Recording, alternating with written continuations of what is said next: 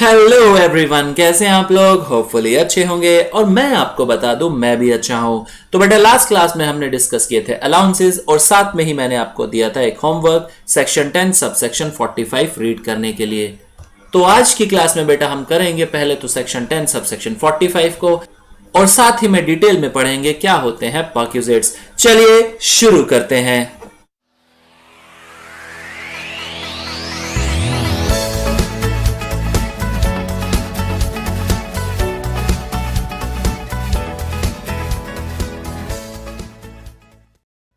तो बेटा section 10 subsection 45 क्या एग्जेम्प्ट करता है। सेक्शन 10 सबसेक्शन 45 एग्जेम्प्ट करता है स्पेसिफाइड अलाउंसेस एंड परक्यूजिट्स।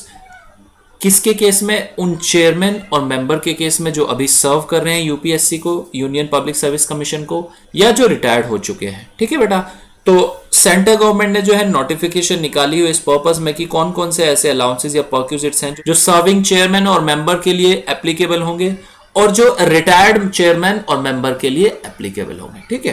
तो पहले बात करते हैं serving chairman and members of the UPSC के केस में वो कौन से अलाउंसेस या परक्यूजिट्स हैं जो एग्जेम्प्ट कर दिए गए हैं एज पर सेक्शन 10 सबसेक्शन 45। सबसे पहला आता है बेटा value of rent free official residence, value of conveyance facilities including transport allowance, sumptuary allowances and value of leave travel concession. तो ये सारे जो अलाउंसेस एंड परक्यूजिट्स हैं बेटा ये एग्जेम्प्ट हो गए हैं सर्विंग चेयरमैन एंड मेंबर्स के केस में। बात करें दूसरी तरफ जो रिटायर्ड चेयरमैन हैं या मेंबर हैं उनके लिए maximum 14,000 per month for differing the service of an orderly and for meeting expenses incur towards secretarial assistance on contract basis. Maximum 14,000 per month जो है वो एग्जेम्प्ट कर दिए जाते हैं for differing the service of orderly and meeting expenses. Next है value of residential telephone free of cost and number of free calls to the extent 1500 per month. यानी जो घर पे फोन मिला हुआ है उन रिटायर्ड मेंबर को या चेयरमैन्स को, जो घर पे फोन टेलीफोन फैसिलिटी उन्हें मिली हुई है वो भी फ्री ऑफ कॉस्ट है। कब तक? Number of phone calls to the extent of 1500, यानी 1500 रुपए पर मंथ तक वो भी एग्जेम्प्ट है। लेकिन बेटा एक बात ध्यान रखना इसमें कि ये जो 1500 पर मंथ का जो एग्जेम्पशन दी जा रही है वो over and above free calls per month allowed by telephone authorities है। यानी टेलीफोन अथॉरिटीज ने जितनी भी टेलीकॉल्स फ्री दी है उसके अलावा ये 1500 पर मंथ की एग्जेम्पशन मिली है। सपोज टेलीफोन अथॉरिटीज ने एग्जेम्पशन दी है फर्स्ट 200 कॉल्स के लिए, तो ये जो एग्जेम्पशन मिलेगी अब 200 कॉल्स के बाद जो एक्सपेंसेस होंगे रिटायर्ड चेयरमैन या मेंबर के, तो उन केस में ये एग्जेम्पशन मिल जाएगी। ठीक है बेटा। चलिए नोट पढ़ लेते हैं। Tax exemption is also available in respect of certain specified perquisite enjoyed by chief election commissioner and जजेस of supreme court on account of enabling provision in respective acts which govern their service condition. तो basically इसमें क्या बता रहा है वो? ये बता रहा है कि चीफ इलेक्शन कमिश्नर और जजेस ऑफ सुप्रीम कोर्ट को भी एग्जेम्पशन मिली हुई है। अलग अलग प्रोविजन है इनकम टैक्स एक्ट के, वहां पर एग्जेम्पशन मिली हुई है। तो बेटा अब शुरू करते हैं परक्यूजिट्स। आइए सेक्शन 17 पर। तो परक्यूजिट्स को ऐसे समझे बेटा, कुछ नॉन मॉनेटरी बेनिफिट्स या कुछ एक्स्ट्रा बेनिफिट्स जो है एम्प्लॉय को प्रोवाइड करा देता है उनका एम्प्लॉयर, तो वो परक्यूजिट्स या फ्रिंज बेनिफिट्स कहलाते हैं। जैसे अगर बात करें, एक एम्प्लॉय अपनी सर्विस प्रोवाइड करा रहा है और बदले में उसे पर मंथ जो है उसकी सैलरी मिल जाती है। इसके अलावा अगर उसे एम्प्लॉय कोई रेंट फ्री अकोमोडेशन प्रोवाइड करा देता है या कोई सर्वेंट प्रोवाइड करा देता है या गार्डनर या स्वीप, तो बेटा ये क्या बन जाएंगे? ये बन जाएंगे परक्यूजिट्स। और याद करिए सैलरी चैप्टर में हमने क्या पढ़ा, हमने क्या सीखा? हमने सीखा था कि एम्प्लॉयर से एम्प्लॉय को कुछ भी मिलता है तो वो सैलरी होता है और टैक्सेबल हो जाएगा अंडर द हेड सैलरी। ये मैंने आपको फर्स्ट क्लास में बताया था। ठीक है बेटे। तो परक्यूजिट्स जो होते हैं समझिए वो कैश में भी हो सकते हैं, काइंड में भी होते हैं। बट एक बात का ध्यान रखना बेटा, एम्प्लॉय ने कोई एक्सपेंस किया इन performance of his official duties और एम्प्लॉयर जो है उसे रीइंबर्स कर रहा है, तो बेटा ध्यान रखें वो परक्यूजिट्स का पार्ट नहीं होता। तो चलिए पढ़ते हैं। Perquisites indicate some extra benefit in addition to the amount that may be legally due by way of contract of service rendered। यानी perquisites क्या है? कुछ एक्स्ट्रा बेनिफिट दिए जाते हैं in addition to the amount, उस अमाउंट के addition में। कौन सी अमाउंट के? जो सैलरी एम्प्लॉय को मिलती है। In modern times the salary package of an employee normally includes monetary salary and perquisites like housing, car. आजकल के टाइम में जो सैलरी पैकेज एम्प्लॉय को मिलते हैं नॉर्मली उनमें मॉनेटरी सैलरी तो होती ही है, उसके साथ साथ हाउसिंग फैसिलिटी या कार फैसिलिटी या सर्वेंट फैसिलिटी, ऐसे फैसिलिटी भी मिलती है। परक्विजिट में भी प्रोवाइडेड इन कैश और काइंड, जैसा कि हमने पढ़ा परक्विजिट जो है वो कैश में भी प्रोवाइड किए जा सकते हैं और काइंड में भी दिए जा सकते हैं। Reimbursement of expenses incurred in the official duties is not a perquisite, यानी एक्सपेंस रिम्बर्स किए जा रहे हैं एम्प्लॉय को, वो एक्सपेंस जो उसने ऑफिशियल ड्यूटीज परफॉर्म करते हुए इनकर्ड किए थे, तो वो एक्सपेंसेस, उन एक्सपेंसेस का रिम्बर्समेंट होना क्या नहीं है, परक्विजिट्स नहीं माना जाता। परक्विजिट्स में arise in the course of employment और in the course of profession. Perquisites बेटा एम्प्लॉयमेंट में भी मिल सकते हैं, प्रोफेशन में भी मिल सकते हैं, बट एक चीज का ध्यान रखें, जहां पर एम्प्लॉयर और एम्प्लॉय का रिलेशनशिप है वहां पर जो परक्विजिट मिलेंगे वो सैलरी हेड में टैक्सेबल होंगे। तो दूसरी तरफ बात करें बेटा, अगर प्रोफेशन में मिल रहे हैं परक्विजिट तो वो टैक्सेबल हो जाएंगे अंडर द हेड पीजीबीपी। ठीक है, next, perquisite will become taxable only if it has a legal origin. Perquisites तभी टैक्सेबल होंगे अगर उनका कोई लीगल ओरिजिन है, यानी वो लीगली दिए जा रहे हैं। इन केस एक एम्प्लॉयर है मिस्टर ए और उनके एम्प्लॉय है मिस्टर बी। मिस्टर ए ने अपने एम्प्लॉय को एक रेंट फ्री अकोमोडेशन प्रोवाइड की गई है, तो रेंट फ्री अकोमोडेशन बेटा परक्विजिट्स होती है। अब क्या हुआ, मिस्टर बी जो है उनका रिटायरमेंट का टाइम आ गया और वो रिटायर हो गए। रिटायर होने के 6 महीनों के बाद भी वो रेंट फ्री अकोमोडेशन यूज करते रहे। तो इस केस में ध्यान रखे बेटा, जब एम्प्लॉयर और एम्प्लॉय का रिलेशनशिप ही खत्म हो गया, 6 महीने पहले एम्प्लॉयर और एम्प्लॉय का रिलेशनशिप खत्म हो गया, तो 6 महीने बाद तक जो ये मिस्टर बी ने हाउस को यूज किया है, तो ये बेटा परक्विजिट्स में नहीं आएगा। ये क्या मान लिया जाएगा, उनकी इनकम में तो ऐड होगा, बट ये कहां पर ऐड होगा, कौन से हेड में ऐड होगा, ये होगा इनकम फ्रॉम अदर सोर्सेज में। ठीक है बेटा, समझ गए। An unauthorised advantage taken by employee without his employer sanction cannot be considered as a perquisite under the act। यानी एक एम्प्लॉय अगर अनऑथोराइज एडवांटेज लेता है अपने एम्प्लॉयर की सैंक्शन के बिना, तो वो क्या होता है बेटा, वो परक्विजिट नहीं कहलाता। ठीक है बेटा, चलिए नेक्स्ट, ये एग्जांपल हम डिस्कस कर चुके हैं। अब परक्विजिट्स पे आते हैं। सेक्शन 17 सबसेक्शन 2 डिफाइन करता है कि परक्विजिट्स, जैसे कि हमने अलाउंसेस में पढ़ा था बेटा, याद करो अलाउंसेस भी 3 तरह के थे, ऐसे ही परक्विजिट्स को भी 3 कैटेगरी में डिवाइड किया गया है। First is perquisites taxable in case of all employees, जितने भी एम्प्लॉयज हैं सभी के केस में टैक्सेबल हो जाएंगे perquisites. Next, perquisites exempt from tax in the case of all employees, यानी परक्विजिट्स क्या है, अब एग्जेम्प्ट हो गए हैं, जितने भी एम्प्लॉयज हैं सबके केस में ये परक्विजिट्स क्या होते हैं, एग्जेम्प्ट होते हैं। थर्ड जो कैटेगरी है वो डिफाइन करती है perquisite taxable only in the hand of specified employees.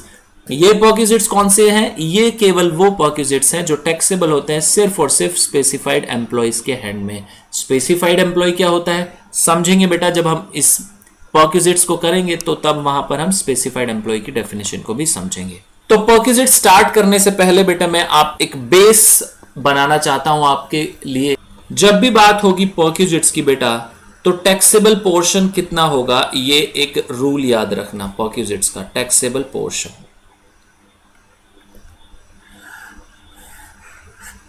ठीक है, तो इसे आप हैं थंब रूल बोल सकते हैं, वैल्यू ऑफ परक्विजिट, जो परक्विजिट की वैल्यू होगी, ठीक है बेटा, उसमें से लेस कर दे, माइनस। क्या माइनस करना है, amount recovered from employ, amount recovered from employ. ये बेटा परक्विजिट का हमारा क्या है, थंब रूल है। इस थंब रूल को याद रखना कि कितना टैक्सेबल पोर्शन होगा परक्विजिट्स के केस में, कितना होगा, value of perquisite minus amount recovered from employ. अब ये वैल्यू ऑफ परक्विजिट क्या होगी या अमाउंट रिकवर्ड फ्रॉम एम्प्लॉय क्या होगी, ये बेटा केस टू केस वेरी करेगा। जो परक्विजिट एम्प्लॉय को प्रोवाइड कराया जा रहा है एम्प्लॉयर के थ्रू, उसकी वैल्यू कितनी है, माइनस उसके बदले में एम्प्लॉयर ने कितना चार्ज किया एम्प्लॉय से, या एम्प्लॉयर ने कितना रिकवर किया या रिसीव किया एम्प्लॉय से, वो लेस कर देंगे। तो बचा हुआ पोर्शन क्या हो जाएगा, टैक्सेबल पोर्शन हो जाएगा। सपोज अगर मैं बात करूं, वैल्यू ऑफ परक्विजिट हम लेते हैं मान लो 10,000 रुपीज पर मंथ, और रिकवरी कितनी हो रही है एम्प्लॉय से 5,000 रुपीज पर मंथ। तो उस केस में परक्यूजिट की वैल्यू कितनी हो जाएगी 5,000 रुपीज पर मंथ। ठीक है बेटा, तो इस थंब रूल को याद रखें परक्यूजिट के केस में। तो जैसे कि हमने 3 केसेस में डिवाइड किए हुए हैं बेटा परक्यूजिट्स। सबसे पहला जो है हमारा perquisite taxable in the case of all employees. तो फर्स्ट से शुरू करते हैं, rent free accommodation. Value of rent free accommodation provided to the assessee by his employer, यानी जो रेंट फ्री अकोमोडेशन प्रोवाइड की है एम्प्लॉयर ने अपने एम्प्लॉय को, तो वो भी टैक्सेबल होता है।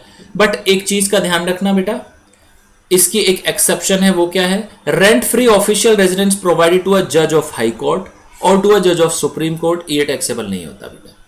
ठीक है, और अगर कोई ऑफिसर है पार्लियामेंट का तो उसे भी ये टैक्सेबल नहीं होता, रेंट फ्री ऑफिशियल रेजिडेंस जो मिल रहा है। ठीक है, समझ गए। पढ़ रहे हैं कि परक्यूजिट कौन से हैं। वैल्यूएशन कैसे होगी वो हम समझेंगे रूल 3 में। परक्यूजिट्स की वैल्यूएशन कैसे होगी वो हम समझेंगे रूल 3 में। मैंने आपको बेसिक थंब रूल क्या बताया, वैल्यू ऑफ परक्यूजिट, यानी जो वैल्यू निकलेगी परक्यूजिट्स की वो कैसे निकलेगी, जो वैल्यूएशन रूल है उसके अकॉर्डिंग निकलेगी। जब हम वैल्यूएशन करेंगे इनकी तब समझ जाएंगे कि वैल्यू कैसे निकलती है हर परक्यूजिट की। अभी सिर्फ हम क्या कर रहे हैं, अभी सिर्फ हम एक बेस बना रहे हैं। ये जो परक्यूजिट है वो टैक्सेबल है, ये एग्जेम्प्ट है, और ये टैक्सेबल है सिर्फ स्पेसिफाइड एम्प्लॉय के केस में। तो अभी सिर्फ हम इतना माइंड में अपने बेस बना रहे हैं, और उसके बाद फिर हम इनके वैल्यूएशन करेंगे, और वैल्यूएशन करने के बाद कंसेप्ट पूरा क्रिस्टल क्लियर हो जाएगा। ठीक है बेटा, चलिए next, concession in rent. Rent में कोई कंसेशन मिल रहा है तो उस केस में value of concession in rent in respect of accommodation provided to the assessee by his employer, ये पढ़ेंगे हम section 17 subsection 2 clause double I. ठीक है, कंसेशन इन रेंट हो गया। नेक्स्ट बात करता है payment by the employer in respect of an obligation of employ, यानी एम्प्लॉय की कोई ऑब्लिगेशन है, उस ऑब्लिगेशन को एम्प्लॉयर पे कर रहा है तो वो भी टैक्सेबल हो जाएगा। तो बात करें बेटा एक एग्जांपल की, एक एम्प्लॉय है, उसके पास है एक सर्वेंट। ठीक है बेटा, अब ये जो सर्वेंट है इसकी सैलरी देना एम्प्लॉय की ऑब्लिगेशन है, लेकिन इन केस अगर एम्प्लॉय का एम्प्लॉयर इस सर्वेंट की सैलरी दे देता है तो ये क्या हो जाएगी बेटा, ये परक्यूजिट मान ली जाएगी, और ये टैक्सेबल हो जाएगी किसके हाथ में, एम्प्लॉय के हैंड्स में। ठीक है, इसकी वो बात करता है। नेक्स्ट है amount payable by an employer directly और indirectly to effect an assurance on the life of SSC. तो इस केसेस में बेटा वो कवर होते हैं कि अगर एम्प्लॉयर जो है एम्प्लॉय के लिए क्या करा रहा है, कोई लाइफ इंश्योरेंस प्लान ले रहा है, या कोई अप्रूव्ड सुपर एन्युएशन फंड में डिपॉजिट करा रहा है, या आरपीएफ में करा रहा है, पीएफ में करा रहा है, तो उन सब की बातें करते हैं कि एम्प्लॉयर जो है डायरेक्टली इनडायरेक्टली क्या कर रहा है, एक कंट्रीब्यूशन कर रहा है। क्यों कर रहा है, for the assurance of the life of his employee. तो उस केस में क्या है बेटा, वो भी टैक्सेबल परक्यूजिट हो जाता है। लेकिन कुछ इसमें बेटा एक्सेप्शन है, जब हम पढ़ेंगे बेटा प्रोविडेंट फंड टॉपिक तो हम उसमें इसे डिटेल में डिस्कस करेंगे। और दूसरी बात, जब हम पढ़ेंगे पीजीबीपी तो मैं वहां आपको इसे लिंक्ड कराऊंगा, ध्यान रखना। नेक्स्ट जो आता है स्पेसिफाइड सिक्योरिटी और स्वेट इक्विटी शेयर्स अलॉटेड और transferred by the employer. Employer क्या ट्रांसफर कर रहा है, ईसॉप दे रहा है या स्वेट इक्विटी शेयर्स दे रहा है, तो उस केस में भी ये टैक्सेबल परक्यूजिट होती है। ये कैसे होगी वो हम वैल्यूएशन में सीखेंगे। Amount of any contribution to an approved superannuation fund, employer क्या कर रहा है, कंट्रीब्यूशन कर रहा है किसमें, सुपर एन्युएशन फंड में। तो जब हम पढ़ेंगे डिडक्शन चैप्टर्स वहां पर भी मैं लिंक कराऊंगा कि 80C की डिडक्शन होती है 1,50,000 की, उसके साथ ये लिंक्ड है। दूसरी बात ये बोलते हैं कि जो भी कंट्रीब्यूशन किया जा रहा है अप्रूव्ड सुपर एन्युएशन फंड में एम्प्लॉयर के द्वारा, वो एग्जम्प्ट होता है 1,50,000 तक। ठीक है बेटा, अभी तक के लिए इतना ही समझो कि जो एम्प्लॉयर ने कंट्रीब्यूशन किया एम्प्लॉय के लिए सुपर एन्युएशन फंड में, तो उस केस में 1,50,000 तक क्या होता है, वो कंट्रीब्यूशन एग्जम्प्ट होता है। Next, any other fringe benefit और एम्यूनिटी, कोई और फ्रिंज बेनिफिट या एम्यूनिटी अगर प्रोवाइड कराता है एम्प्लॉयर, जैसे क्या देता है, इंटरेस्ट फ्री और concessional loan, travelling touring and accommodation, free और concessional food and non alcoholic beverages, gift voucher, credit card expense, club expenditure, use of mobile assets, ये सब हम डिटेल में अभी पढ़ने वाले हैं। तो इस तरह के जो फ्रिंज बेनिफिट्स अगर देता है एम्प्लॉयर एम्प्लॉय को, तो क्या होते हैं बेटा, ये टैक्सेबल हो जाते हैं, ये परक्यूजिट्स में कवर हो जाते हैं। ठीक है बेटा, नेक्स्ट अब बात करते हैं उन परक्यूजिट्स की जो एग्जेम्प्ट होते हैं सभी एम्प्लॉय के केस में। कौन कौन से हैं, फर्स्ट इज टेलीफोन। टेलीफोन की जो फैसिलिटी प्रोवाइड कराई गई है एम्प्लॉयर के थ्रू एम्प्लॉय को उस रेजिडेंस पे, तो वो भी बेटा एग्जेम्प्ट होती है। ट्रांसपोर्ट फैसिलिटी, तो इसे बेटा मिक्स मत करना, कंफ्यूज मत करना ट्रांसपोर्ट अलाउंस के साथ। ये ट्रांसपोर्ट फैसिलिटी है, वो अलाउंस था। तो बेसिकली इसमें ध्यान रखना transport facility provided by an employer engaged in the business of carrying of passenger or goods to his employee either free of charge or at a concessional rate, उनके case में ही बेटा exempt है ये. Other than those employ it is taxable. चलिए next, privileges passes and privilege ticket. Privileges passes and privilege ticket provide करा रहे हैं इंडियन रेलवेज अपने एम्प्लॉय को, तो ये एग्जेम्प्ट है. Perquisite allowed outside India by government, हमने ये पढ़ा था, वो भी एग्जेम्प्ट है. Employer's contribution to staff group insurance scheme, वो भी एग्जेम्प्ट है. एम्प्लॉयर क्या कर रहा है, कंट्रीब्यूशन कर रहा है स्टाफ ग्रुप इंश्योरेंस में, जितना भी उसका स्टाफ है एम्प्लॉय है उनका ग्रुप इंश्योरेंस वो करा देता है, वो एग्जेम्प्ट होता है बेटा. Annual premium by employer on personal accident policy, तो बेटा अगर एम्प्लॉयर जो है प्रीमियम पे कर रहा है अपने एम्प्लॉइज के लिए, किस वजह से, पर्सनल एक्सीडेंट पॉलिसी के लिए, उनके लिए उसने पर्सनल एक्सीडेंट पॉलिसी ले रखी है, एम्प्लॉयर एनुअल प्रीमियम पे कर रहा है, तो वो भी बेटा क्या होती है, एग्जाम्प्ट हो जाती है. रिफ्रेशमेंट, जो वर्किंग आवर्स में रिफ्रेशमेंट मिलती है सभी एम्प्लॉय को, वो बेटा एग्जाम्प्ट हो जाती है. सब्सिडाइज लंच, तो इस केस में एक छोटी सी बात आपको याद रखनी है, जो एम्प्लॉय है उन्हें वर्किंग आवर्स में मील मिल रही है तो वो एग्जाम्प्ट है, बट उसकी कंडीशन क्या है, वो मील जो है अप टू ₹50, 50 रुपए तक की वो एग्जाम्प्ट है बेटा. 50 से ज्यादा होते ही टैक्सेबल हो जाएगी. रिक्रिएशनल फैसिलिटीज जो अगर प्रोवाइड कराते हैं एम्प्लॉयर, जैसे क्या होती है, क्लब फैसिलिटीज वगैरह होती है, तो वो एग्जाम्प्ट हो जाती है, टैक्सेबल नहीं होती. Amount spent on training of employees, it is also exempt. Employer जो है खर्चा करता है अपने एम्प्लॉयज की ट्रेनिंग पर, तो बेटा ये एग्जाम्प्ट होता है. Employer on training of employees और amount paid for refresher management course including expenses on boarding and lodging, यानी वो कहते हैं कि अगर ट्रेनिंग के लिए एम्प्लॉयर खर्चा कर रहा है अपने एम्प्लॉय पर, जैसे कि मैनेजमेंट कोर्स वगैरह करा रहा है, तो उस केस में वो एग्जाम्प्ट हो जाता है. साथ ही उनका जो बोर्डिंग और लॉजिंग का खर्चा होता है वो भी एग्जाम्प्ट कर दिया जाता है. Sum payable by employ to RPF और एन अप्रूव्ड सुपरएनुएशन फंड, ये हम पढ़ेंगे बेटा जब हम प्रोविडेंट फंड करेंगे तो वहां पर इसे कर लेंगे. इसमें यह बोला गया है कि जो एम्प्लॉयर है वो आरपीएफ में कंट्रीब्यूशन कर रहा है या अप्रूव्ड सुपरएनुएशन फंड में कर रहा है, तो वो एग्जाम्प्ट होता है. अभी हमने डिटेल में किया था 1,50,000 तक एग्जाम्प्ट होता है, अदरवाइज वो टैक्सेबल हो जाता है. Next, leave travel concession. Leave travel concession हम डिटेल में करने वाले हैं, तो वहां पे इसकी कंडीशन को समझेंगे. दूसरा उन्होंने एलटीसी के बारे में बताया कि जो एलटीसी होती है वो हाई कोर्ट जज या सुप्रीम कोर्ट जज या मेंबर ऑफ इस फैमिली को मिल रही है, वो कंप्लीटली एग्जाम्प्ट होती है. एनी कंडीशन, कुछ कंडीशन दी हो बेटा सेक्शन 10 सबसेक्शन 5, वो कंडीशन हाई कोर्ट जज या सुप्रीम कोर्ट जज या उनके मेंबर जो है फैमिली के, उन पर एप्लीकेबल नहीं होती. ठीक है, वो कंप्लीटली एग्जाम्प्ट हो जाती है. अदर देन सुप्रीम कोर्ट जजेस, हाई कोर्ट जजेस, उन पर सेक्शन 10 सबसेक्शन 5 की कंडीशन एप्लीकेबल होती है. तो जो कंडीशन एप्लीकेबल होती है वही अमाउंट एग्जाम्प्ट होती है, अदरवाइज वो टैक्सेबल हो जाती है. ठीक है बेटा. तो नेक्स्ट है बेटा मेडिकल फैसिलिटीज. मेडिकल फैसिलिटीज जो परक्विजिट्स मिलती है बेटा वो भी एग्जाम्प्ट होती है, बट सर्टेन जो प्रिस्क्राइब लिमिट है उसके थ्रू ही ये एग्जाम्प्ट होती है, बाकी जो होती है वो टैक्सेबल हो जाती है. नेक्स्ट है रेंट फ्री ऑफिशियल रेजिडेंस. जैसे कि हमने पढ़ा था, रेंट फ्री ऑफिशियल रेजिडेंस जो सुप्रीम कोर्ट जज या हाई कोर्ट जज को मिलते हैं वो एग्जाम्प्ट हो जाते हैं. Rent free furnished residence. Rent free जो फर्निश्ड रेजिडेंस होते हैं वो किसे मिलते हैं, पार्लियामेंट के ऑफिसर को या यूनियन मिनिस्टर को या leader of opposition in parliament, तो उस केस में ये एग्जाम्प्ट होते हैं, अदरवाइज ये लिमिट के अकॉर्डिंग टैक्सेबल होते हैं. ठीक है बेटा.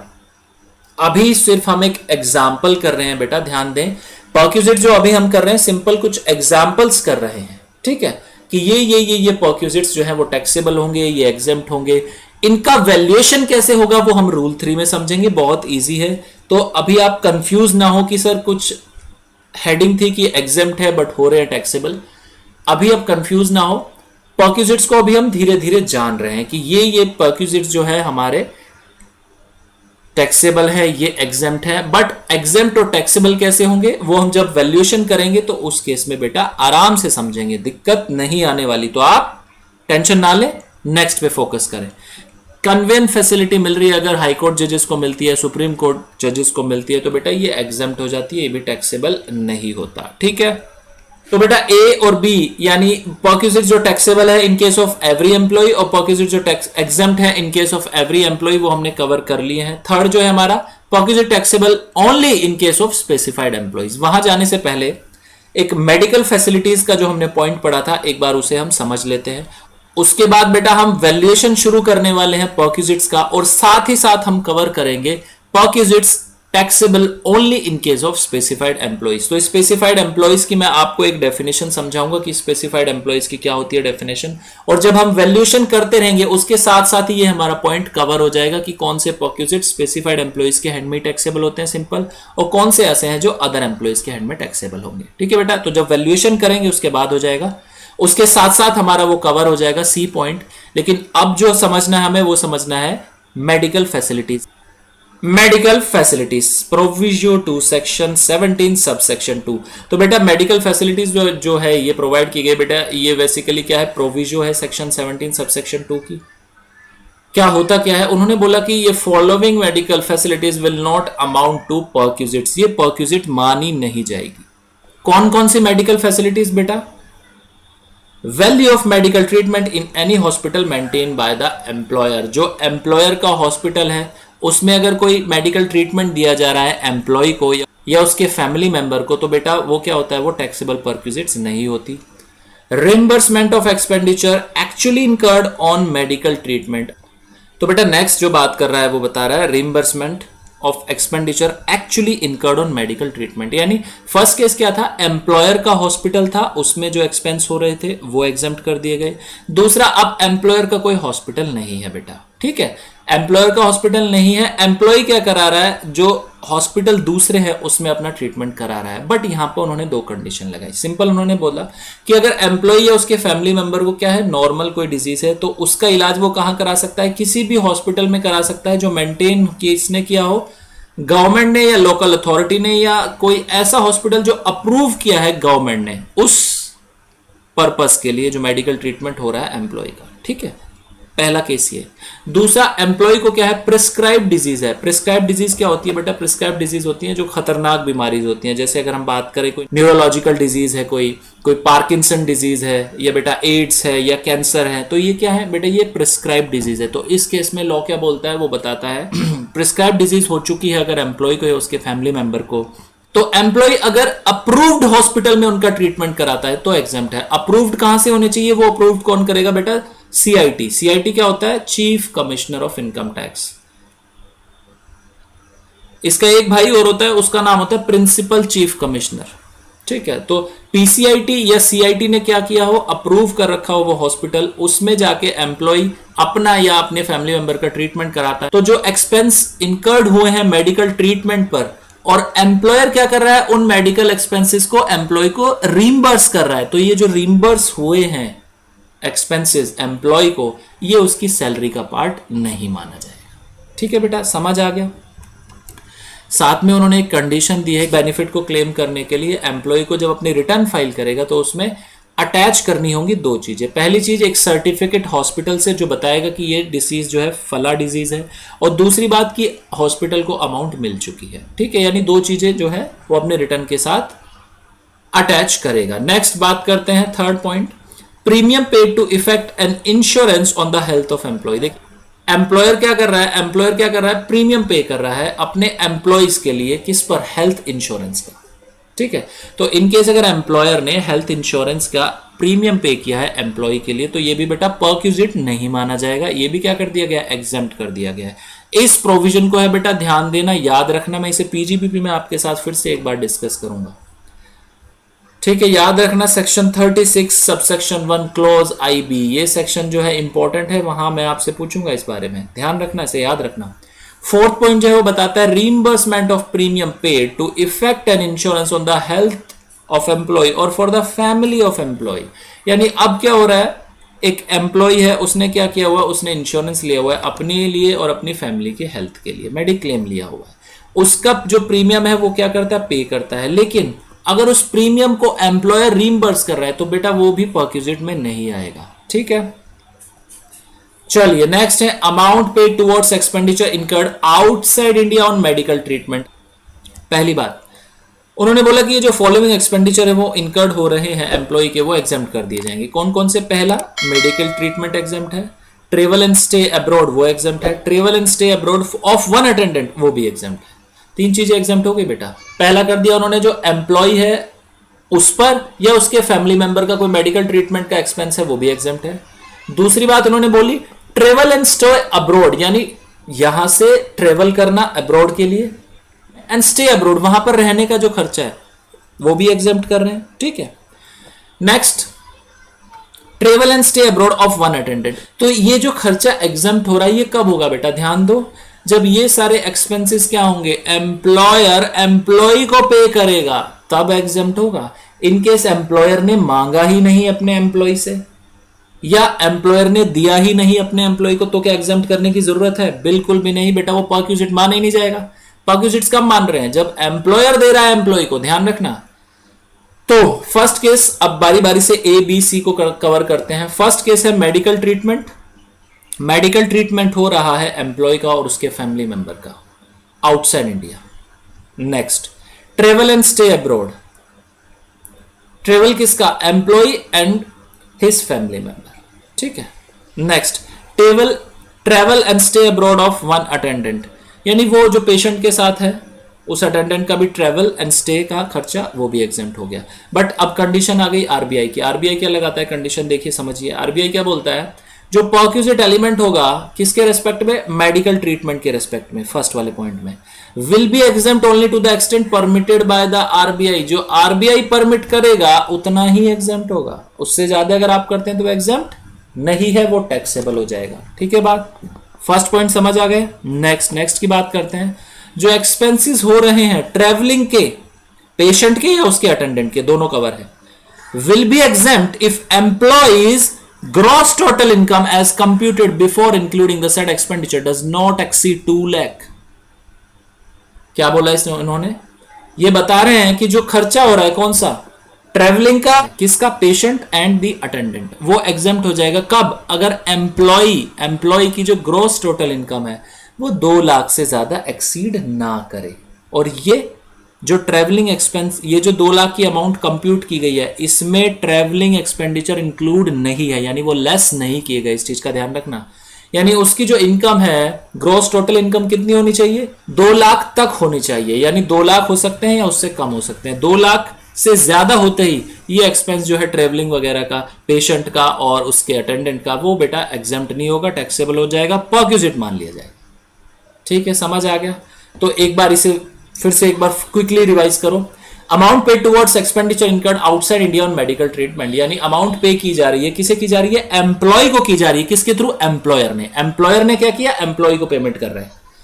एम्प्लॉयर ने क्या किया, एम्प्लॉय को पेमेंट किया, किस वजह से किया, उसका मेडिकल ट्रीटमेंट हुआ आउटसाइड इंडिया, उसका ट्रेवल एंड स्टे अब्रॉड हुआ आउटसाइड इंडिया, और travel and stay abroad of one attendant. ठीक है, travel and stay abroad of one attendant. ठीक है बेटा, ये 3 चीजें हैं। तो इसमें सबसे पहला पॉइंट क्या है कि जो मेडिकल ट्रीटमेंट पे एक्सपेंस होगा वो आरबीआई लिमिट प्रिस्क्राइब किया, उससे ज्यादा नहीं हो सकता।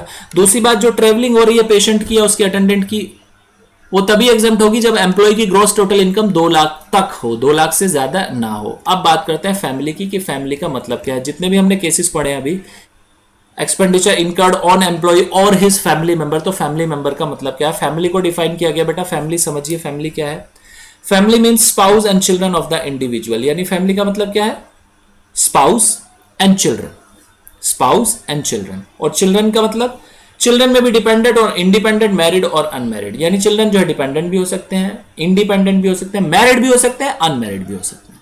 इतना अभी तक समझ आ गया, आगे की बात समझिए। फैमिली में क्या है, it also includes parents, brother and sister of the individual if they are wholly और mainly dependent upon him.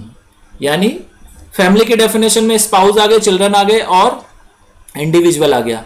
Children कैसे हो सकते हैं, डिपेंडेंट भी हो सकते हैं, इंडिपेंडेंट भी हो सकते हैं, मैरिड भी हो सकते हैं, अनमैरिड भी हो सकते हैं। साथ ही उन्होंने क्या कवर कर लिया, साथ ही उन्होंने पेरेंट्स को भी इंक्लूड कर लिया, पेरेंट्स के साथ साथ ब्रदर और सिस्टर को भी इंक्लूड कर लिया। अगर वो क्या है, होली और मेनली डिपेंडेंट है इंडिविजुअल पे, तभी वो फैमिली की डेफिनेशन में कवर होंगे, अदरवाइज नहीं होंगे। ठीक है बेटा, समझ आ गया। तो ये क्या था हमारा, ये था हमारा मेडिकल फैसिलिटीज के बारे में। अब बात करते हैं वैल्यूएशन के बारे में, और वैल्यूएशन के साथ साथ हम क्या करेंगे, स्पेसिफाइड एम्प्लॉइज को कवर करते चलेंगे। तो वैल्यूएशन को कराने से पहले मैं आपको स्पेसिफाइड एम्प्लॉय की डेफिनेशन करा दूं, फिर जब हम वैल्यूएशन करते रहेंगे तो वहां आप आराम से इजीली समझ लेंगे कि कौन से ऐसे परक्यूजिट जो स्पेसिफाइड एम्प्लॉय के केस में टैक्सेबल है और कौन से ऐसे हैं जो अदर देन स्पेसिफाइड एम्प्लॉयज के केस में टैक्सेबल है। ठीक है बेटा, तो आइए फटाफट से स्पेसिफाइड एम्प्लॉय की डेफिनेशन कवर करते हैं। Meaning of specified employees. तो फर्स्ट पॉइंट इज बेटा डायरेक्टर एम्प्लॉय। जो डायरेक्टर एम्प्लॉय होते हैं कंपनी के वो क्या होते हैं, वो स्पेसिफाइड एम्प्लॉय होते हैं। और इसमें ये इररेलेवेंट है कि वो डायरेक्टर फुल टाइम डायरेक्टर है या पार्ट टाइम डायरेक्टर है, डायरेक्टर होना चाहिए बस। ठीक है बेटा, डायरेक्टर है तो वो स्पेसिफाइड एम्प्लॉय की डेफिनेशन में कवर हो जाता है। फर्दर बेटा ये भी बताता है कि अगर डायरेक्टर नॉमिनी डायरेक्टर है तो भी कोई फर्क नहीं पड़ेगा, सिंपल क्या होना चाहिए, वो डायरेक्टर होना चाहिए। और डायरेक्टर अगर एम्प्लॉय है तो हम उसे क्या मानते हैं, specified employee for the purpose of income tax. ठीक है, next, an employee who has substantial interest in the company. वो एम्प्लॉय जिसका कंपनी में सब्सटेंशियल इंटरेस्ट है। सब्सटेंशियल इंटरेस्ट का मतलब क्या होता है बेटा सब्सटेंशियल इंटरेस्ट का मतलब होता है कि एक पर्सन जो क्या है, बेनिफिशियल ओनर है इक्विटी शेयर्स का, कैरिंग 20% और more of the voting power in the company. यानी क्या है मतलब बेटा, मतलब ये है कि जो वो बेनिफिशियल ओनर होना चाहिए वो उन इक्विटी शेयर्स का होना चाहिए जिन इक्विटी शेयर्स में क्या है, वोटिंग पावर है कम से कम कितनी, 20% की। और ये बात बेटा एक चीज का ध्यान रखना, यहां पे बेनिफिशियल ओनर लिखा हुआ है, लीगल ओनरशिप की बात नहीं कर रहे हो, बेनिफिशियल ओनरशिप की बात कर रहे हैं। बेटा बेनिफिशियल ओनरशिप क्या होती है या सब्सटेंशियल इंटरेस्ट क्या होता है, इसे एक एग्जांपल के थ्रू मैं आपको समझाता हूं। तो देखिए, तो बेटा समझिए एक एग्जांपल, एक है मिस्टर ए और ये क्या है, एचयूएफ की करता है, इनकी एचयूएफ है और ये उसके करता है। दूसरी तरफ है एक कंपनी बी एंड कंपनी, ठीक है बेटा। तो ये जो बी एंड कंपनी है इसमें जो एचयूएफ है इन्होंने क्या किया हुआ है, होल्ड किए हुए हैं इक्विटी शेयर्स 30%। लेकिन जो एचयूएफ है उसने ये 30% इक्विटी शेयर्स जो होल्ड किए हुए हैं वो किसके थ्रू किए हैं, मिस्टर ए के थ्रू। यानी मिस्टर ए इस कंपनी में एचयूएफ को क्या करते हैं, रिप्रेजेंट करते हैं। समझ आएगा बेटा। अब देखिए दूसरी तरफ क्या है, मिस्टर ए जो है वो कंपनी के एम्प्लॉय भी हैं, बी एंड कंपनी के एम्प्लॉय भी हैं, और एक तरफ उन्होंने कंपनी के जो है 30% शेयर होल्ड किए हुए हैं as a representing HUF, HUF को रिप्रेजेंट करते हुए, और दूसरी तरफ बी एंड कंपनी के वो एम्प्लॉय भी हैं। जो डिविडेंड मिलता है इन शेयर्स पर वो जाता है एचयूएफ को। तो इस केस में बेटा क्या हम ये मानेंगे कि मिस्टर ए बेनिफिशियल ओनर है, आंसर इज नो, ये बेनिफिशियल ओनर नहीं है। क्यों नहीं है बेटा, क्योंकि जो होल्ड कर रहा है शेयर्स वो एचयूएफ कर रहा है, रिप्रेजेंट भले ही ए कर रहे हैं बट किसकी कैपेसिटी में होल्ड हो रहे हैं, ये एचयूएफ होल्ड कर रहा है। यहां पे सिर्फ और सिर्फ मिस्टर ए क्या कर रहा है, रिप्रेजेंट कर रहे हैं एचयूएफ को, डिविडेंड भी एचयूएफ रिसीव कर रहा है। तो इस केस में ये जो हमारे ए हैं वो स्पेसिफाइड एम्प्लॉय नहीं होंगे। ठीक है बेटा, समझ आ गया, स्पेसिफाइड एम्प्लॉय ये नहीं होंगे, ये नॉर्मल एम्प्लॉय ट्रीट किए जाएंगे, स्पेसिफाइड एम्प्लॉय नहीं माने जाएंगे। नेक्स्ट जो बात करता है वो बताता है कि employee drawing in excess of ₹50,000, वो एम्प्लॉय जिन्हें सैलरी मिल रही है 50,000 रुपए से ज्यादा, तो बेटा वो एम्प्लॉय क्या हो जाते हैं, स्पेसिफाइड एम्प्लॉय जाते हैं। लेकिन एक बात इसमें ध्यान रखें आप, जो एम्प्लॉय फर्स्ट और सेकंड पॉइंट में कवर हो गए, फर्स्ट में कौन से कवर हुए थे, वो एम्प्लॉय जो डायरेक्टर एम्प्लॉय है, और सेकंड में जिनके पास सब्सटेंशियल इंटरेस्ट है कंपनी में, उन एम्प्लॉय को ये प्रोविजन गवर्न नहीं करता। ये तीसरा अलग प्रोविजन है, उन दोनों से इसका कोई रिलेशन नहीं है।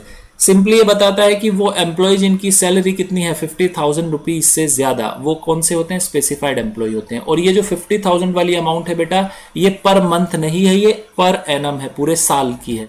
ठीक है बेटा, अब बात करते हैं जो ये 50,000 की सैलरी है उसमें क्या क्या इंक्लूड होगा और क्या क्या एक्सक्लूड होगा। तो लॉ बताता है कि जो ये 50,000 वाली लिमिट बताई गई है, डिफाइन की गई है, उसमें ये following items are to be excluded और डिडक्टेड, यानी लेस कर दी जाएगी। सबसे पहली बात, ऑल नॉन मॉनेटरी बेनिफिट्स, जितने भी नॉन मॉनेटरी बेनिफिट्स हैं वो सब हटा दिए जाएंगे इस 50,000 की जब हम लिमिट कैलकुलेट करेंगे।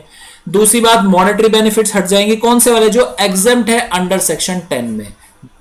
Third point, standard deduction up to ₹50,000 वो भी हटा देनी। जब हम पढ़ेंगे सेक्शन 16IA तो बेटा वो बात करता है एक स्टैंडर्ड डिडक्शन की जो एम्प्लॉय को मिल जाती है, स्टैंडर्ड डिडक्शन।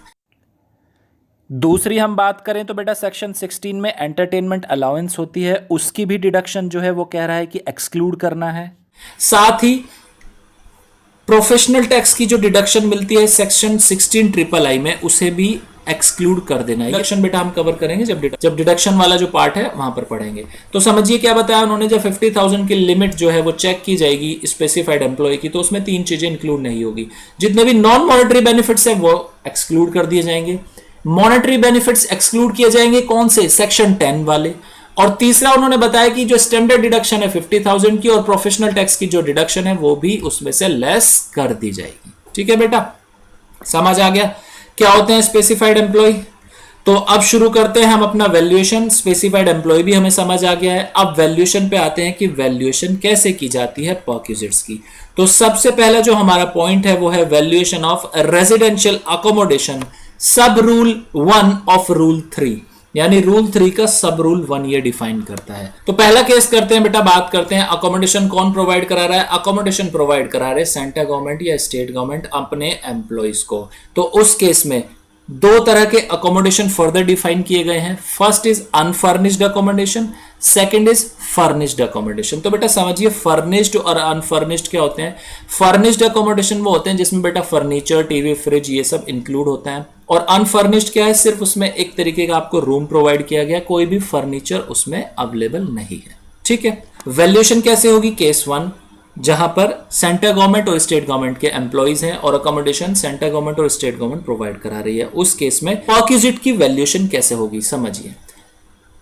इसे कराने से पहले बेटा मैं याद दिलाना चाहता हूं तुम्हें, थंब रूल क्या था हमारा, value of perquisite minus amount recovered from employ. ये था, जितना निकल के आता था वो टैक्सेबल हो जाया करता था। देखिए ये थंब रूल यहां पर एप्लीकेबल होता है कि नहीं, देखिए license fee determined by the central government और state government in respect of accommodation according with the rules framed by such government as reduced by the rent actually paid by the employee। देखिए क्या बोलते हैं, जो licence फी determine की है central government ने, जो उसने रूल्स फ्रेम किया उसके अकॉर्डिंग, उसमें से क्या लेस कर दें, जो एम्प्लॉय से अमाउंट रिकवर हो रही है, जो एम्प्लॉय रेंट पे कर रहा है एक्चुअली, वो क्या बचा, और जो बची अमाउंट वो क्या हो गई, टैक्सेबल वैल्यू हो गई परक्विजिट की।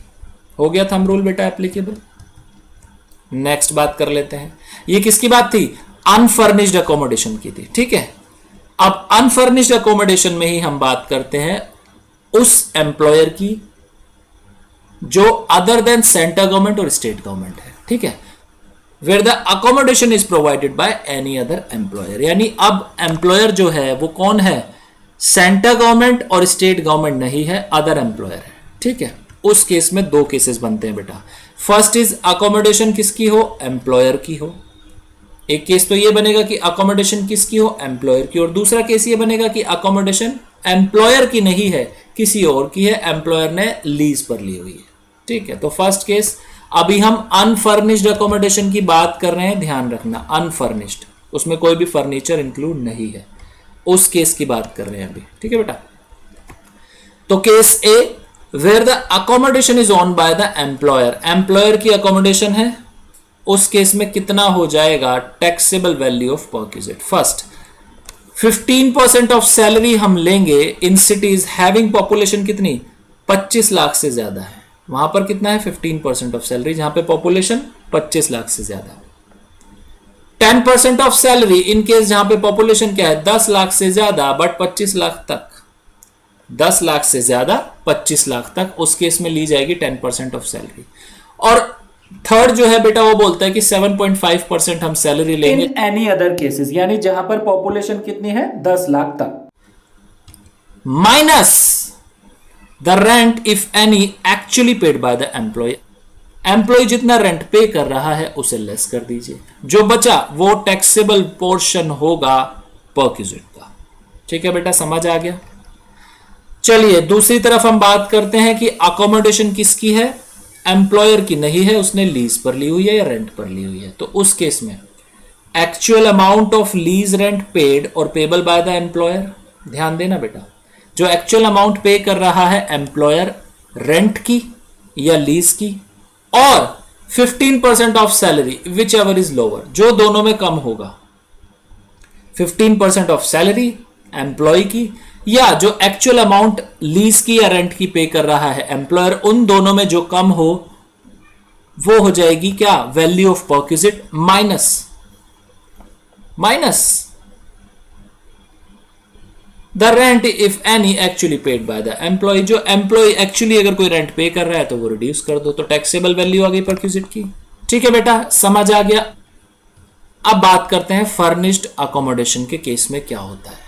फर्निश्ड अकोमोडेशन है जहां पर क्या है, टेलीविजन है, फ्रिज है, रेफ्रिजरेटर है, कोई एसी वगैरह लगा हुआ है, तो ये बेटा फर्निश्ड अकोमोडेशन होते हैं। ठीक है, अब इसमें देखिए होता क्या है। अब अकोमोडेशन कौन प्रोवाइड करा रहा है, सेंट्रल गवर्नमेंट या स्टेट गवर्नमेंट अपने एम्प्लॉइज को प्रोवाइड करा रही है। बात कर रहे हैं हम फर्निश्ड अकोमोडेशन की।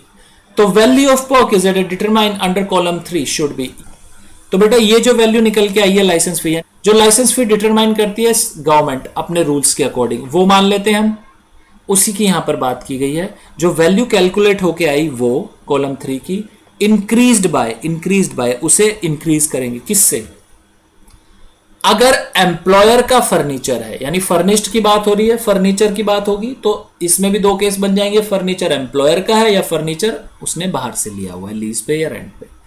तो अगर एम्प्लॉयर का फर्नीचर है तो बेटा जितना भी फर्नीचर है उसकी कॉस्ट का 10% कर दो, 10% per annum of the cost of furniture, जो फर्नीचर की कॉस्ट है उसका 10% कर दीजिए और उसे ऐड कर दीजिए जो लाइसेंस फी सेंट्रल गवर्नमेंट ने या स्टेट गवर्नमेंट ने अपने रूल्स के अकॉर्डिंग निकाली थी, माइनस कर दीजिए जो अमाउंट रिकवर्ड की आपने एम्प्लॉय से, तो निकल के आ जाएगा टैक्सेबल पोर्शन ऑफ परक्विजिट। ठीक है बेटा। दूसरी बात, जो फर्नीचर है वो थर्ड पार्टी से हायर किया गया है, तो सिंपल बेटा जब फर्नीचर एम्प्लॉयर का नहीं है तो जो एक्चुअल चार्जेस रहे होंगे उन्हें ऐड कर दीजिए, किसमें, जो कॉलम 3 की वैल्यू थी, जो लाइसेंस फी थी उसमें ऐड कर दीजिए और रिड्यूस कर दिए कोई चार्जेस अगर एम्प्लॉय से रिकवर किए जा रहे हैं। समझ आ गया बेटा। तो बेटा देखिए वो बात कर रहा है रेजिडेंशियल अकोमोडेशन की, फटाफट से एक बार चार्ट के थ्रू, डायग्राम के थ्रू हम इसे समझ लेते हैं अच्छे से। रेजिडेंशियल अकोमोडेशन है, रेजिडेंशियल अकोमोडेशन के दो टाइप है, कौन कौन से है बेटा। फर्स्ट हो गया हमारा अनफर्निश्ड, जिसमें फर्नीचर नहीं होता, और फर्नीचर को क्या बताया था, AC, TV, fridge, radio set वगैरह वो सब इंक्लूड है, अनफर्निश्ड हो गया। और दूसरा क्या हो गया हमारा, फर्निश्ड। ठीक है, दो तरह के हो गए। अब अनफर्निश्ड और फर्निश्ड, उसमें भी हमारे क्या है, दो तरह के हैं एम्प्लॉयर, एक हो गए गवर्नमेंट एम्प्लॉयर, एक हो गए अदर देन गवर्नमेंट एम्प्लॉयर। तो जो है हमारा गवर्नमेंट एम्प्लॉयर उसके केस में कैसे डील करेंगे, और जो है हमारा नॉन गवर्नमेंट एम्प्लॉयर उसके केस में कैसे डील करेंगे। तो जो गवर्नमेंट एम्प्लॉयर है उसने बताया कि जो लाइसेंस फी डिटरमाइन की गवर्नमेंट ने अपने रूल्स के अकॉर्डिंग, वो माइनस कर दीजिए क्या, जो अमाउंट रिकवर हो रही है एम्प्लॉय से, amount recovered from employ, amount recovered from employ, ये हो जाएगी टैक्सेबल वैल्यू ऑफ परक्विजिट। इतना केस हो गया। ठीक है बेटा। दूसरी तरफ बात करते हैं फर्निश्ड की, यहां पर भी दो केस बन रहे हैं, कौन कौन से बन रहे हैं। फर्नीचर एम्प्लॉयर का है, लिख दें फर्नीचर, और यहां पे लिख देते हैं एम्प्लॉयर। और यहां पर फर्नीचर किसका है, फर्नीचर जो है ये है अदर पार्टी। ठीक है, ये लिख देते हैं। अब बात करते हैं वैल्यूएशन कैसे होगा। उन्होंने बताया कि अगर फर्नीचर एम्प्लॉयर का है तो जो लाइसेंस फी कैलकुलेट की थी फर्स्ट में, लाइसेंस फी इसमें 10% ऐड कर दो, क्या, जो कॉस्ट ऑफ फर्नीचर है, जो कॉस्ट ऑफ फर्नीचर है वो 10% ऐड कर दो, माइनस अगर कोई अमाउंट जो है रिकवर हो रही है एम्प्लॉय से वो लेस कर दो। दूसरी तरफ वो बात करता है कि फर्नीचर जो है वो एम्प्लॉयर का नहीं है, तो जो लाइसेंस फी फर्स्ट में कैलकुलेट होके आई थी वो, प्लस जो रेंटल चार्जेस हैं फर्नीचर के ऐड कर दीजिए उसमें, और माइनस कर दीजिए क्या, एम्प्लॉय से जो अमाउंट रिकवर हुई। ठीक है बेटा। तो ये किसकी बात थी, ये बात थी गवर्नमेंट एम्प्लॉयर की। Next, other than government employer, तो इसमें बनते हैं दो case, accommodation on by employer, accommodation is not on by employer. अगर अकोमोडेशन एम्प्लॉयर का है तो तीन कंडीशन चेक करो, पॉपुलेशन कितनी है 25 लाख से ज्यादा तो 15% ऑफ सैलरी, पॉपुलेशन कितनी है 25 लाख तक और 10 लाख से ज्यादा तो 10% ऑफ सैलरी, पॉपुलेशन कितनी है 10 लाख तक तो उस केस में लगाओ 7.5% ऑफ सैलरी। ठीक है बेटा। ये जो कंप्यूट होके आएगा उसमें क्या कर दीजिए, माइनस कर दीजिए उसमें से जो कोई एक्चुअल रेंट एम्प्लॉय पे कर रहा है, टैक्सेबल वैल्यू हो जाएगी परक्विजिट की। दूसरी तरफ बात करें फर्निश्ड अकोमोडेशन की, तो उन्होंने बोला कि जो वैल्यू कंप्यूट किया आपने कॉलम 3 में, यानी जो 15%, 10% या 7.5% एज द केस में भी, ये जो वैल्यू आपने कंप्यूट की इसमें इंक्रीज कर दीजिए। क्या क्या इंक्रीज करें? अगर फर्नीचर है एम्प्लॉयर का तो 10% of the cost of furniture minus amount record for employee, और अगर फर्नीचर एम्प्लॉयर का नहीं है, उसने थर्ड पार्टी से लीज पे या रेंट पे लिया है, तो बेटा जो एक्चुअल हायर चार्जेस हैं वो minus amount record from employer. ठीक है बेटा। दूसरा केस वो बताता है if the furniture is hired from third party, अगर फर्नीचर क्या है थर्ड पार्टी से हायर किया है, तो जो वैल्यू आपने कंप्यूट की कॉलम 3 में उसमें क्या कर दीजिए आप प्लस कर दीजिए जो एक्चुअल हायर चार्जेस हैं वो minus amount record from employ. यहां पर केस खत्म हो गया, टैक्सेबल वैल्यू परक्विजिट की निकल के आ गई। अब बात करते हैं अकोमोडेशन किसका है? एम्प्लॉयर का नहीं है, उसने भी लीज पे लिया हुआ है। तो उस केस में जो अमाउंट एक्चुअल है किसकी? रेंट की या लीज की, और 15% of salary of employee whichever is lower, जो दोनों में कम हो वो लो, माइनस कर दो उसमें से जो अमाउंट रिकवर्ड है एम्प्लॉय से। Taxable value of perquisite calculate हो गई।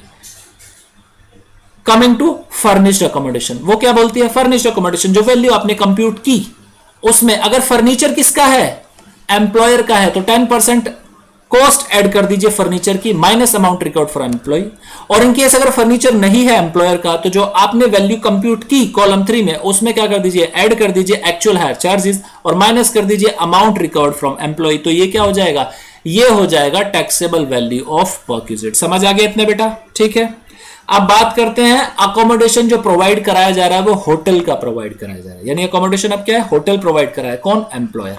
एम्प्लॉयर सेंट्रल गवर्नमेंट का भी हो सकता है, स्टेट का भी, किसी भी गवर्नमेंट का हो सकता है, या कोई दूसरा एम्प्लॉयर भी हो सकता है। तो जब होटल की बारी आएगी तो उसमें ध्यान रखना बेटा, एक चीज समझना, जब भी होटल का केस आएगा तो एम्प्लॉयर सेंट्रल गवर्नमेंट का हो, स्टेट गवर्नमेंट का हो या किसी भी गवर्नमेंट का हो, उससे कोई रेलिवेंस नहीं रहती होटल अकोमोडेशन की जब हम परक्विजिट की वैल्यूएशन करते हैं तो। यानी उसमें सारे एम्प्लॉयर क्या हैं? एक इक्वल ट्रीट किए जाते हैं। ठीक है। तो यहां पर हम सिर्फ इतना बोलेंगे कि where the accommodation is provided by any employer, सिर्फ इतना बोलेंगे। तो उस केस में फर्निश्ड और अनफर्निश्ड की बात नहीं होती बेटा। होटल जो होते हैं वो फर्निश्ड अकोमोडेशन ही होते हैं, अनफर्निश्ड नहीं होते। तो सिंपल एक ही केस बनेगा। तो लॉ बोलता है कैसे आप कैलकुलेट करेंगे वैल्यू ऑफ परक्विजिट? उन्होंने बोला सिंपल, 24% ऑफ सैलरी पेड और payable for the previous year, जो सैलरी पे की जा रही है उसका 24%, और actual hire charges paid to the hotel, जो एक्चुअल हायर चार्जेस पेड किए थे होटल, उन दोनों में whichever is lower, 24% of salary और the actual hire charges paid to the hotel whichever is lower. ये क्या है? एक वैल्यू निकल के आ गई। नेक्स्ट वो बोलता है रिड्यूस कर दो, किस अमाउंट से? जो रेंट चार्जेस पे कर रहा है एम्प्लॉय उसे आप लेस कर दीजिए। क्या निकल के आ गया? Value of taxable perquisite. Simple समझ आया बेटा। होटल के केस में अगर अकोमोडेशन है होटल तो एम्प्लॉयर कोई भी हो सकता है, कोई हमें चेक नहीं करना। होटल हमेशा क्या होता है? फर्निश्ड अकोमोडेशन होता है। तो वैल्यू ऑफ परक्विजिट क्या है? 24% ऑफ सैलरी और actual hire charges paid by the employer to the hotel whichever is less, जो लोअर होगा, विच एवर इज लोअर, जो लोअर होगा उसमें से रिड्यूस कर देंगे any rent charges paid by the employee. ठीक है बेटा। लेकिन एक बात, however where employees provided such accommodation for period not exceeding in aggregate 15 days on his transfer from one place to another there would be no perquisites. ये बात करते हैं बेटा कि अगर एक एम्प्लॉय को प्रोवाइड कराया गया है अकोमोडेशन, होटल अकोमोडेशन, किस पीरियड के लिए? 15 दिनों से ज्यादा नहीं होना चाहिए, और किस वजह से? उसका ट्रांसफर हुआ है एक जगह से दूसरी जगह तक, तो उस केस में कोई भी वैल्यू टैक्सेबल परक्विजिट नहीं मानी जाएगी। समझ आ गया बेटा? तो ये एक टैक्सेबल परक्विजिट ट्रीट नहीं होगी। ठीक है बेटा, समझ आ गया? ठीक है। तो बेटा ये थी हमारी आज की क्लास। अब मिलते हैं नेक्स्ट क्लास में। इन केस अगर आपको आती है कोई प्रॉब्लम तो आप हमें लिखे कमेंट सेक्शन में, या आप हमें व्हाट्सएप भी कर सकते हैं। हमारा व्हाट्सएप नंबर है 8287377353। तो मिलते हैं नेक्स्ट क्लास में।